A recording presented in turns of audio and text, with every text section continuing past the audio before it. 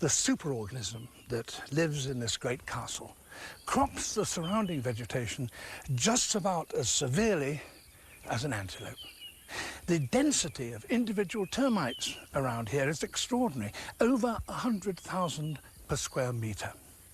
And just as there are lions and leopard that hunt antelope, so in the undergrowth there are insect hunters which prey on the tiny herbivores, the ants, the termites' ancient enemy. Matabele ants, specialist termite hunters.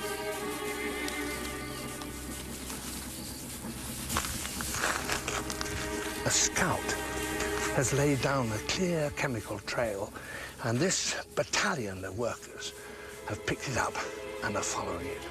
There may be only a few hundred of them, but they're going to severely test the defences of a termite colony.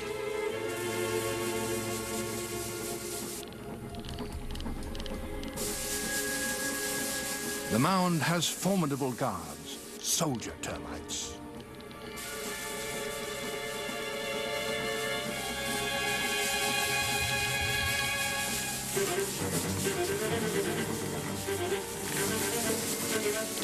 The ants have a special technique for dealing with these soldiers. They grab the termite's jaw and then sting it in the only vulnerable place on its head, in its mouth.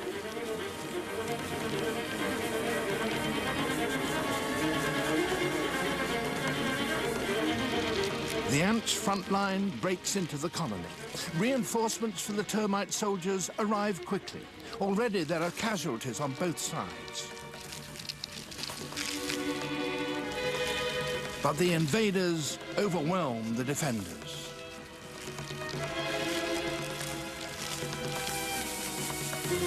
It's not to the ants' advantage to kill an entire termite colony, any more than it would be sensible for farmers to exterminate their cattle.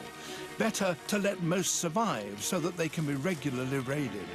So, although there are millions of termites in the colony, the Matabele ants rarely go deep into the nest to press home their victory.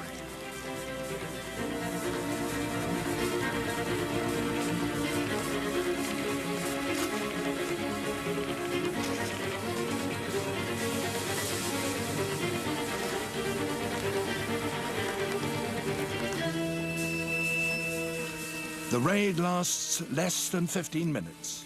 Nonetheless, the spoils are impressive.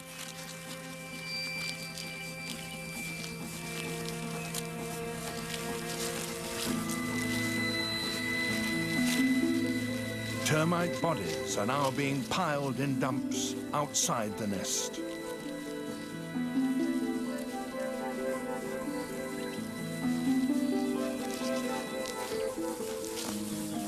Many of the casualties are still alive, but paralyzed by the ants' stings.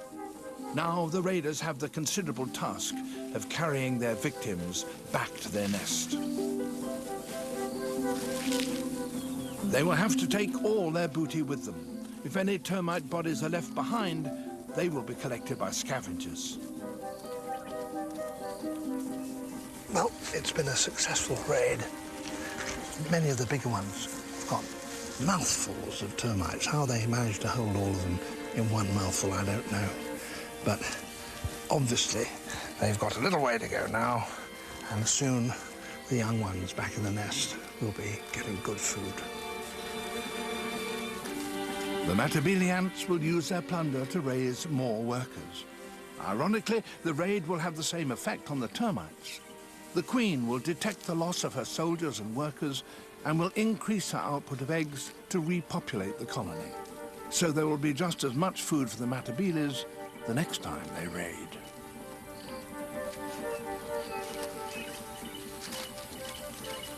The tiny creatures of the undergrowth were the first animals of any kind to colonize the land. They established the foundations of the land's ecosystems. Ultimately, they were able to transcend any limitations of their small size by banding together in huge communities of millions and putting up buildings like this one. If we and the rest of the backbone animals were to disappear overnight, the rest of the world would get on pretty well. But if they were to disappear, the land's ecosystems would collapse. The soil would lose its fertility, many of the plants would no longer be pollinated, lots of animals, amphibians, reptiles, birds, mammals would have nothing to eat, and our fields and pastures would be covered with dung and carrion. These small creatures are within a few inches of our feet wherever we go on land, but often they're disregarded. We would do very well to remember them.